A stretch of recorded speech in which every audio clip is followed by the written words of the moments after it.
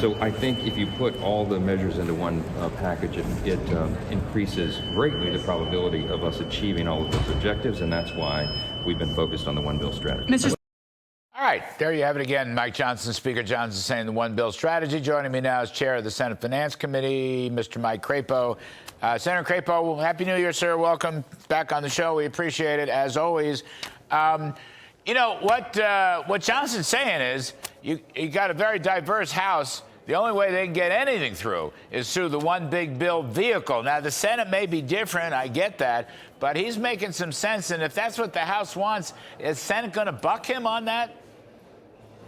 No, I don't think so, Larry. As I've said, I'm ready to go either direction, and it appears that the House is going to go with a one bill program, and we're ready to work to make that happen. The key here is to do what I've talked about earlier on your show, and that is to make the tax changes permanent.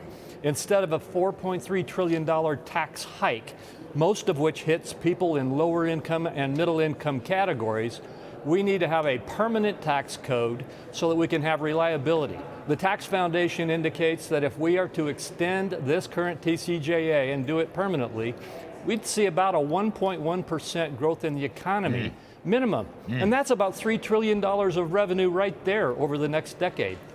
So let's go back to that revenue point, because that's so important. And I want to get to your current policy baseline, which is it's one of the reasons we love having you on, because people do not appreciate your point of view. First of all, the CBO and the Joint Tax Committee are always wrong.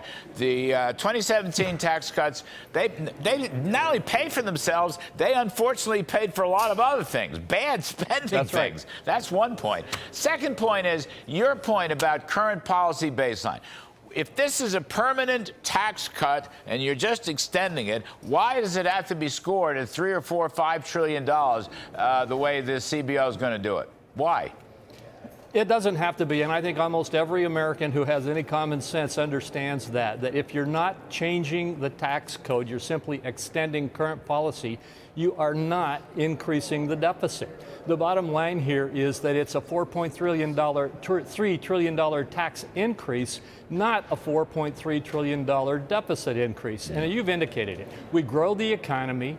We save people from massive tax cuts, tax increases that hurt them terribly, and we give permanency to the tax code. We've got to get some kind of sensibility into the way that we score. And what CBO and joint tax score is a congressionally created scoring system, which, as you have indicated, is always inaccurate.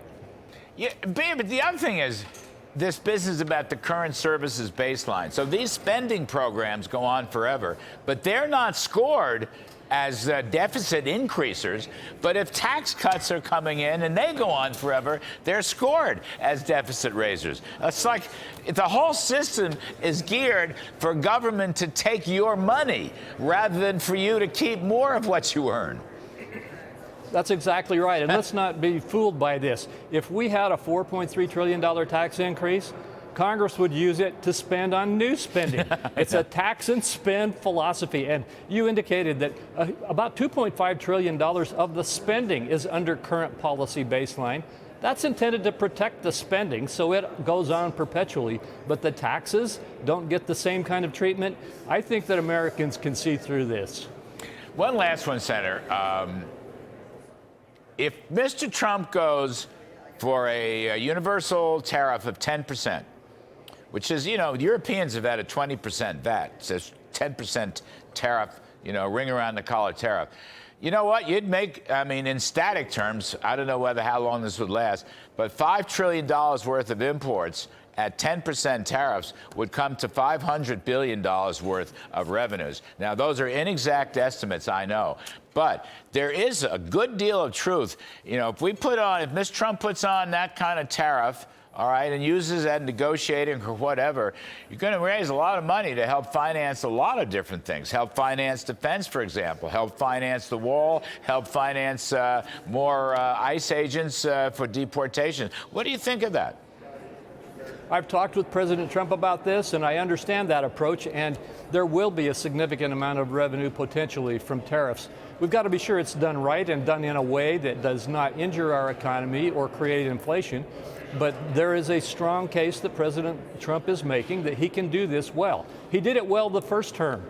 He had serious successes in his tariffs on China and on France and on Canada that had positive results in our trade relations with them that were beneficial overall. We need to see that kind of result of tariff policy.